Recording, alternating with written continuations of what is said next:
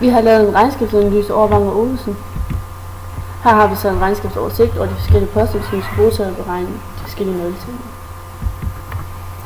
Og her har vi så regnet de forskellige nøgletal ud fra de tal, vi har fundet i vores regnskabsoversigt. Og lad os starte med afkastningsgraden.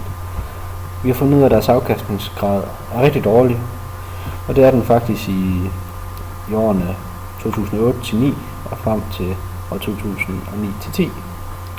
Vi kan så se fra år 2010 til 11, at der begynder den faktisk at gå i plus.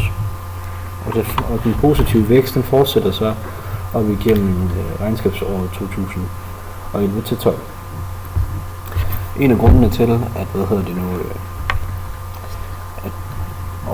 afkastningsgraden er som den er, det er, at den er påvirket rigtig meget af overskudsgraden, som er negativ i årene. I de år, hvor afkastningsgraden også er negativ. Og så går vi videre til overskudsgraden. I år 2008 og 2009, der er en af grundene til, at den er så negativ. Det er blandt andet, at de har brugt 106 millioner kroner på omstruktureringsomkostninger. De havde undervurderet verdenskrisen, hvilket så også gjorde, at de fik et underskud. Og i år 2007 til 2009, der formår de ikke at tilpasse deres omkostninger i forhold til deres nettoomsætning. Det påvirker selvfølgelig også deres overskudsgrad rigtig dårligt, men så i 2010 til 2012, der begynder så lige så stille at få styr på de her omkostninger i forhold til deres indtjeningsevne. Deres omsætning den har også været alt for lav, og det har så påvirket deres overskudsgrad negativt.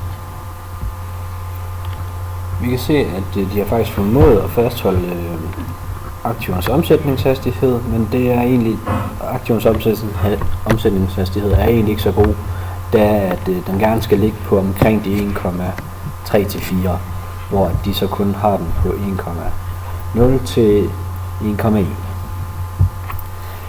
Så har vi deres egenkapitalens forrentning. Det er egentlig ikke sådan det helt store. Altså folk, der investerer for eksempel 1 krone i virksomheden,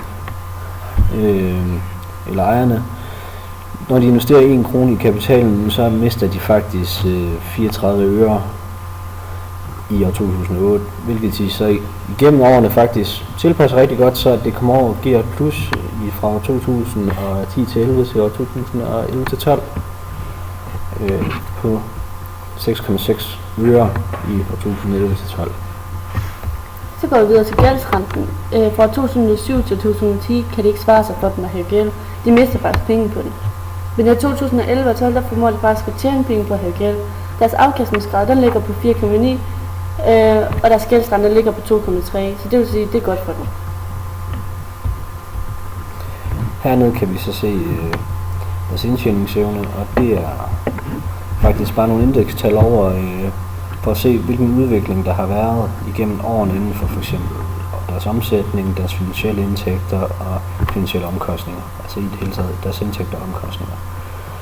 Og vi kan se jo, at deres nettoomsætning, som er deres indtægt og finansielle indtægter, er faldet dramatisk i år 2008-9 i forhold til de 100%, som de lå på i år 2007-8.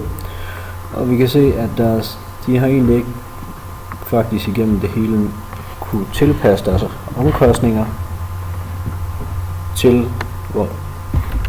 hvad det er faldet i omsætningen. Og det er en af de ting, der gør, at vi får resultater om heroppe. Og så har vi deres soliditetsgrad. Ved at virksomheden den ikke har haft gæld decideret, så har de formået at opretholde deres soliditetsgrad. Aktionærer de har investeret i deres virksomhed, så derfor har de fået der har de faktisk fået den samme eller en større soliditetsgrad igennem årene. Ja, vi har også været i gang med deres likviditetsgrad. Deres likviditetsgrad viser, hvor gode de er til at betale deres kortfristede gældsforpligtelser. Og det vi kan se, det er, at de egentlig faktisk rigtig gode til, da en normal likviditetsgrad gerne ligger på de 100%, men helst skal være over 150%, hvor de faktisk har formået at ligge over det faktisk stort set alle årene frem til år 2011-12, hvor de faktisk hvor de kun ligger på 153, men det er til gengæld også rigtig godt.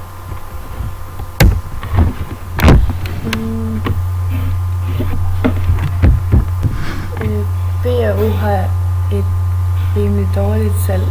De har et underskud på 150-200 millioner kroner, så det går betydeligt dårligt for Bang & Olufsen. Men de har udviklet sådan en strategi, der hedder Leaner, Faster, Stronger, og så har de udviklet noget nyt i deres produktserie, som hedder B&O Play, for ligesom at være med på det nye og nå ud til nogle nye målgrupper. Samtidig med så har B&O Play også en væsentlig billigere pris end resten af B&O's produktserie. Og til det der har det har så ikke været så stor succes, og til det har B&O egentlig ikke rigtig nogen B-plan. Og det synes vi, det er en dårlig idé, at de ikke har valgt at lave nogen plan B, da det egentlig er rimelig dårligt for dem, når det går så dårligt. Deres plan B, det kunne være, at de skulle prøve at nedsætte deres omkostninger på den måde, og det vil på den måde påvirke deres omsætning positivt. Og så på den måde vil de få en bedre omsætning, fordi de får mindsket deres omkostninger. Så derfor har de fået, det vil så også påvirke deres rentabilitet positivt.